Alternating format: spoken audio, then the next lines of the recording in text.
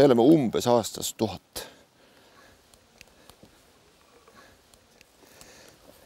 Alustame siit äkki, sest keraamika niikuinii küpseb oma soodu. Tere hommikut! Värske keraamika augus.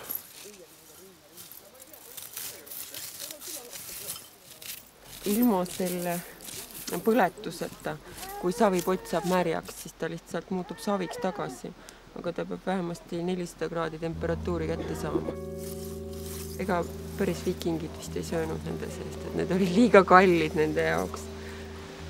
Ta läheb ju katki kergesti. Näiteks nad ikka rohkem puunõusid kasutasid igapäevaselt või lihtsalt oma 10 näppu selleks, et süüa.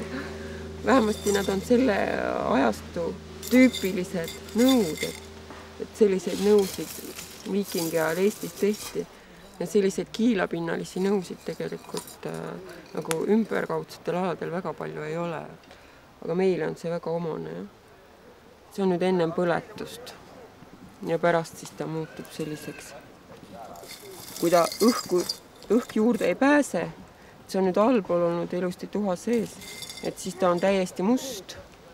Aga kui õhku pääseb juurde, see oli nüüd kõige peal august, siis ta võib jääda selline ilus kirju, et selle eledamal osal on siis hapnik juurde pääsnud.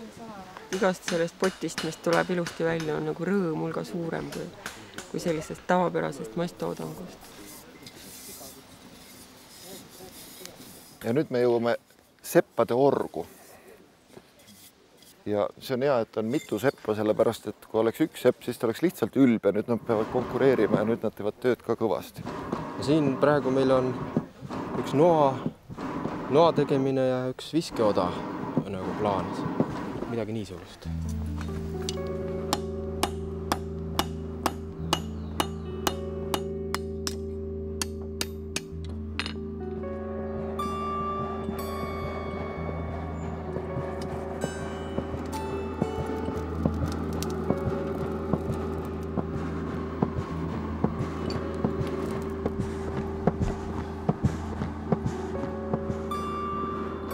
Ega ta vist niimoodi mööda verd jookseb see asi.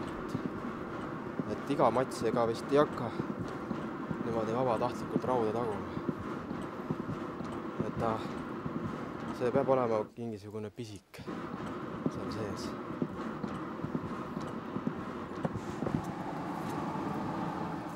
No,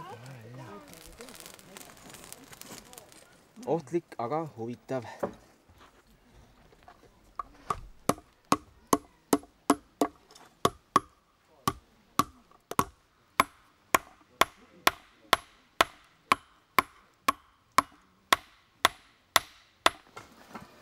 Kuna tegemist on teradega, siis ta on raske teha. Rava on kergem. Raud ei punni vastu, see ei punniga. Sepatöö on üks olulisemaid tegelikult. Riistade ja vahendite valmistamine, aga teine oluline asi on transport. Nii. Siin on siis sadam. See, mis teile tundub ostukorv, tegelikult on majakas seal paadisilla küljes, seal põleb tuli öösiti. Ja siin on siis ühe puupaadid ehk ruhed.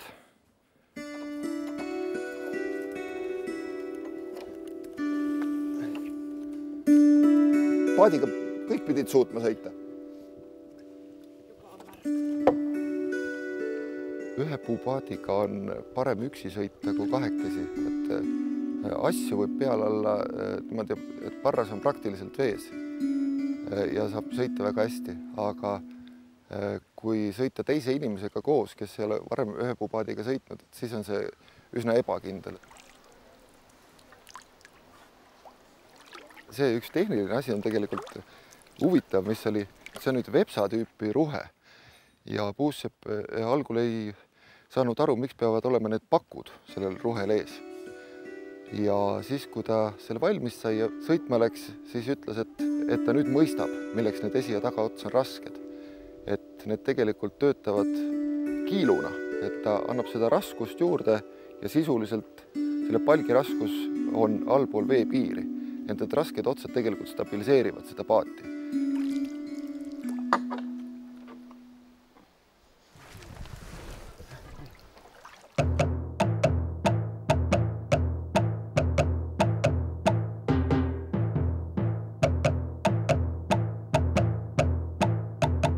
Tegelikult need on viskeodad. Vibude kõrval kasutati siis samasugust relv, seda viskeodasid. Just niimoodi, et tundub küll või ütleme, inimesed ei tea, et või kujutavad ette, et tihtilugu, et see viskeoda peab olema nagu suurem ja raskem, aga tegelikult on see üks selline hüva viskeoda. Ja eestlased arvatavasti kasutasidki vibude asemel pigem just nagu sellist süsteemi või seda viskepuuga odade loopimist. Et ütleme, neid terakujusid on tegelikult erinevaid, aga see on nüüd üks selline tüüpilisemaid Eesti viskepuu otsi või oda otsi. Viskepuu on selleks, et kui käega visata nii kerget asja, siis põhimõtteliselt on väga lihtne õlg ära visata ja see kaugus ei ole nii palju. Nüüd see tekitab selle sama efekti, et teeb jõuõla pikemaks selle võrra. Ja nüüd see kaar või tõukekaar on nii palju pikem. Füüsika, eks ole. Lihtne füüsika, võib öelda. Ja see siis õige nurga alt tõugates tagant siis annab talle oluliselt seda jõudu või nagu viskejõudu juurde. Põhimõtteliselt ikka nagu oda. Ja nüüd ma ei tea, kes selle alla toob. Hei, härrased võitlejad! Algus on siin! 2 võitlejat alustavad selle paku tagant. Jookske!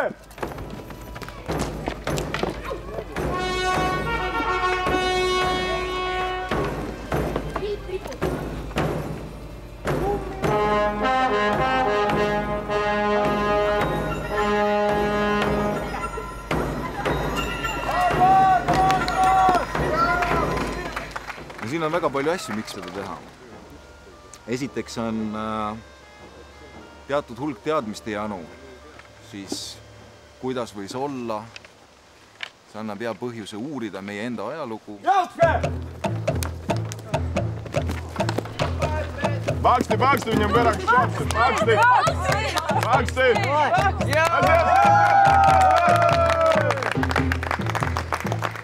Sõjamehed ei näeks välja nii ilusat ilma naisteta. Ja siin me oleme jõudnud tekstiililaagrisse, kus siis tehakse kõiki, et siis uhked sõjamehed ilusad välja näeksid. Ja üllatavalt palju asju saab ühest lambast teha peale selle, et ära süüakse. Need on, siin mõned on taimedega värvitud. Näiteks on punega värvitud. See on sookailuga. Ja see on toomingamarjadega. Neid värvisime kõigepealt natukene aega nõgesega ja siis hoidsime põdrakanepi lõimes. Ja saime siukse Eesti hariliku beeži. Tünnis on ka praegu sõnajalad. Me keedame leent ja siis saab siit see lõnga sisse panna.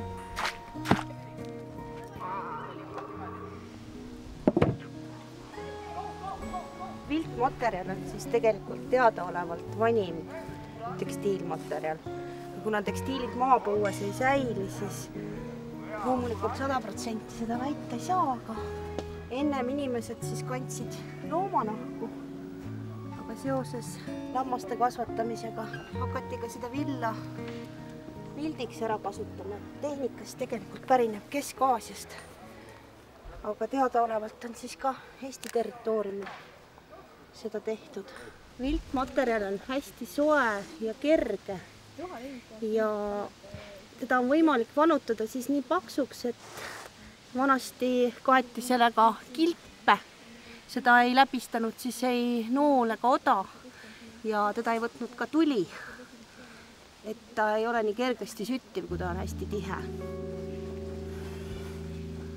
Ühe ruutmeetri valmistamiseks kulub kuskil 3 tundi. Käsitsi teha. Aga vilt on minu selline kirg. Näed, nüüd hakkab juba vanuma. Vill on siia jäänud juba külge, hakkab kokku jääma. Ja see tekk on siis selline lambanahk ilma lammast tapmata. Valmistatud siis pesemata ja kraasimata villast. Huvitavate mängude komplekt ka, osasid me pole veel mänginudki, aga seda ei saa praegu mängida, sest meil on näpud paistes ja tema ei saa.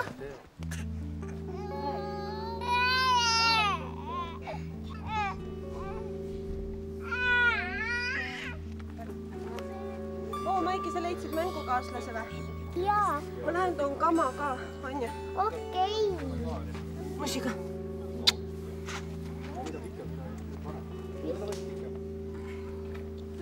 Vahel tekib küll mõte, et mis kuradi pärast me sellega tegeleme, aga nähes seda inimeste seltskonda, kellel on sära silmis ja väga erinevatelt erialadelt lustiga tegutsevad, siis on mõnus.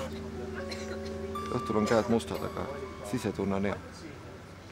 Aga ma kahtlustan, et ma pean minema nüüd pealiku tapmist arutama.